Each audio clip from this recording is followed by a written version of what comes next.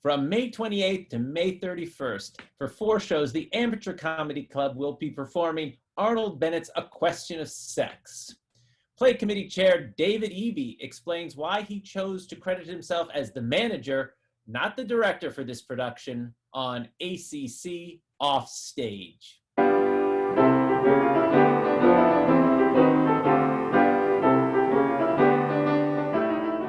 Because I think the role that I'm filling is kind of halfway between director and halfway between stage manager.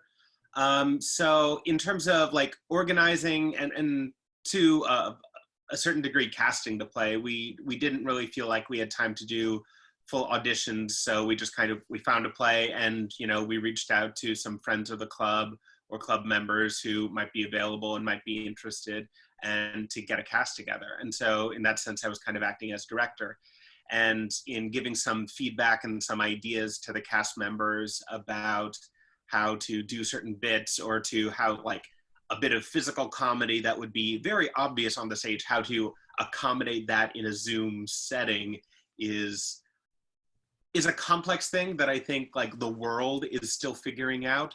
And so like one of the things that I found most interesting is that rather than trying to pass things off stage like this, it is apparently much more interesting or more obvious to try passing things over the camera like that. It's more believable if it's somehow going over the camera. And that's one of the fun things that I figured out. So like trying to figure out how some of the physical action goes. But for the actual performing days, I'm going to be acting a bit more as a stage manager. I'm going to be making some announcements before the show begins, acting as moderator for the post-show Q&A, and doing a little bit of cueing, or in the case of like emergency, someone's on mute, messaging to the cast if need be during the actual event. So in that case, I'm kind of acting as stage manager. I mean, you fill the role of director, like a TV director, as opposed to a stage director, because that's what the director does in a live show.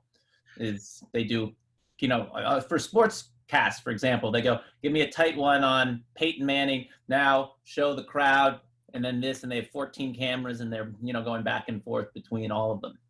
Yeah. And in another sense, it's billed as a reading. It's not a full-on production. We don't have, sets.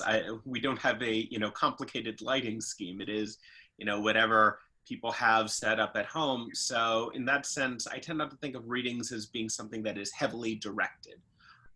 We're doing it multiple times, in part so that anyone who wants to can really come see, because the Zoom license does limit us to 100 attendees. But other than that, it's going to be fairly raw, off the cuff, and I'm looking forward to seeing, hopefully, a fantastic production. I say cross my fingers, but the cast that we have is really great. Bobby Scanza, Eric Kuzmuk are both hilarious and buffoonish at terms, and Nicole Morris and Taylor Martin are both high society, snobby at times, earnest at times. It's really a fun play. We've had a couple brief rehearsals, just mostly for technical sort of issues, from all sorts of things to like figuring out what is a good location that doesn't have too much clutter but isn't just kind of blank behind people, to figuring out how their script and Zoom can both be on the same page or on the same screen, which sounds like it'd be obvious, but just like figuring out how to manage it so that you can read what you're trying to do while being able to see that you're, on cameras. These are the weird technological, like little filigree sort of things that, if it were to cause a problem during a show, might disrupt the suspension of disbelief. So we're trying to figure it out ahead of time. Well, you're very much like TV from the 1950s, where it was all live, and they actually had to, they jumped from set to set and had wires, and they would have just an enormous room with 4 sets that they had to, go to, building in. You didn't have to social distance. Yes, yes. I mean, one of the things when you mentioned the word manager, the thing that's jumped to mind is a baseball manager. Oh. And I kind of thought, well, what kind of manager would you be? I mean, because I first thought of Casey Stengel. But you're not obtuse enough. I mean, you're a straight shooter. You're earnest. You wouldn't say something like, when he got fired by the Yankees, and he was 70 years old. He says, and they said about his age, he goes, well, I won't make the mistake of being 70 again. No, I don't think I'm that abstract. I've tried to be fairly direct.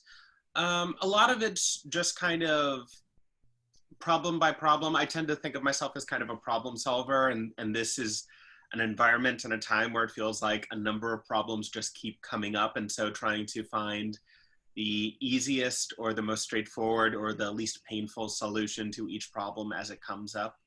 And so that's kind of given rise to the, I hope, series of readings that we'll be having over the next couple months, and some of the other things that will be coming up, and hopefully will lead us to success in the next season. There's a lot of uncertainty going around in New York City right now, and certainly a lot of uncertainty going into the next season, but we're going to try and roll with the punches and, you know, deliver the best we can.